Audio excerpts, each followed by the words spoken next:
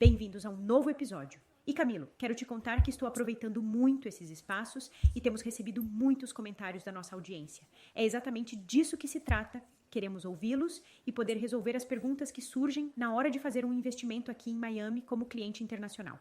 Então, vamos começar. E hoje quero abordar um tema que me apaixona, porque muitos investidores, especialmente os internacionais, se surpreendem quando o descobrem: o poder do financiamento nos Estados Unidos.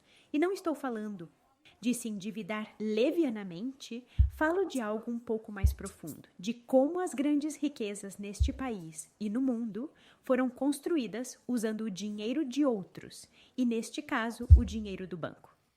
Exatamente, Marcela. E gosto que você coloque dessa forma porque já aconteceu com todos nós. Muitas vezes temos essa mentalidade de eu quero comprar à vista porque não quero dever nada a ninguém. E tudo bem, essa ideia vem dos nossos países, onde as dívidas costumam ser caras, instáveis e até arriscadas. Meus pais e muitas pessoas que conheço também pensam assim. Agora, quando falamos dos Estados Unidos, o jogo muda completamente. Aqui, o crédito imobiliário é o motor que tem impulsionado a criação de fortunas por gerações.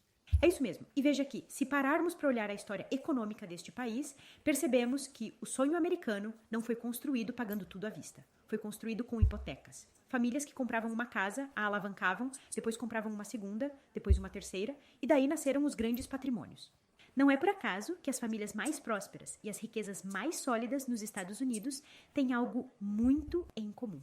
Não colocam todo o seu dinheiro em um único ativo e se alavancam através do financiamento. E esse é um ponto-chave. Quando você vê como essas estruturas funcionam, entende por que eles não compram prédios à vista, dão uma porcentagem de entrada, financiam o resto e com esse esquema controlam milhares de imóveis. Por quê? Porque sabem que o financiamento nos Estados Unidos não é um fardo, é um multiplicador. O mesmo que eles fazem em grande escala pode ser feito por um investidor internacional que quer começar com seu primeiro imóvel e construir um portfólio completo de investimentos imobiliários em Miami.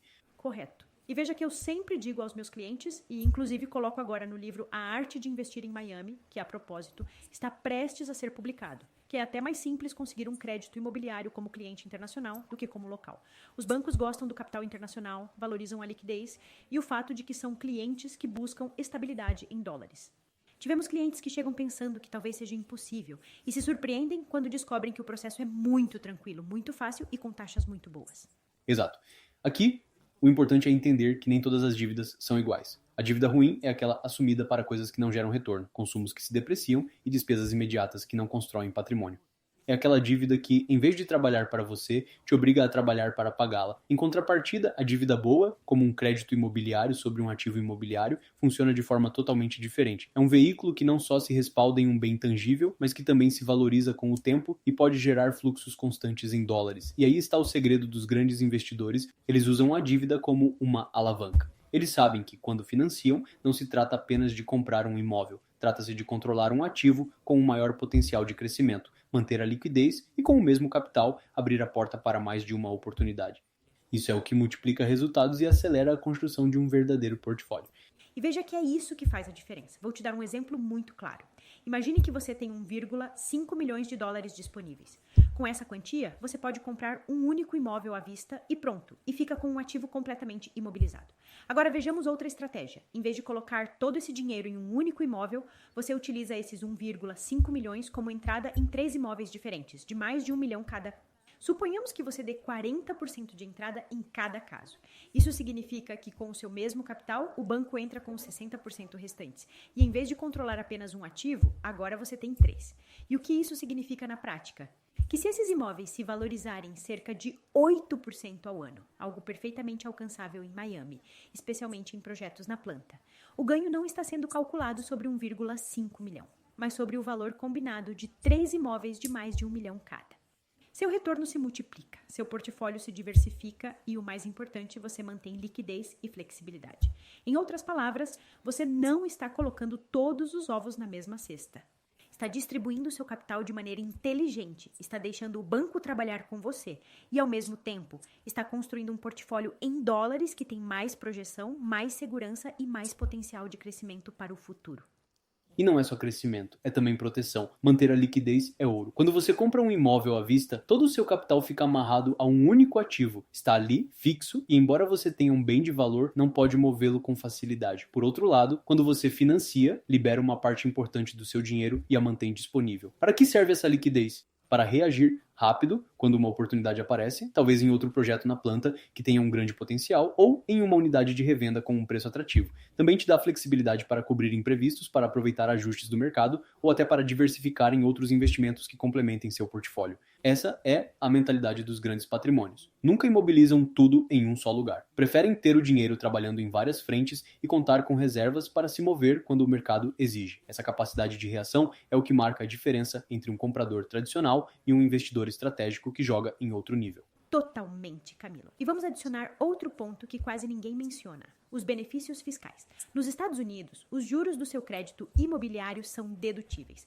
O que isso significa na prática? Que você não paga impostos sobre o total da sua receita, mas sobre o lucro real após subtrair esses juros.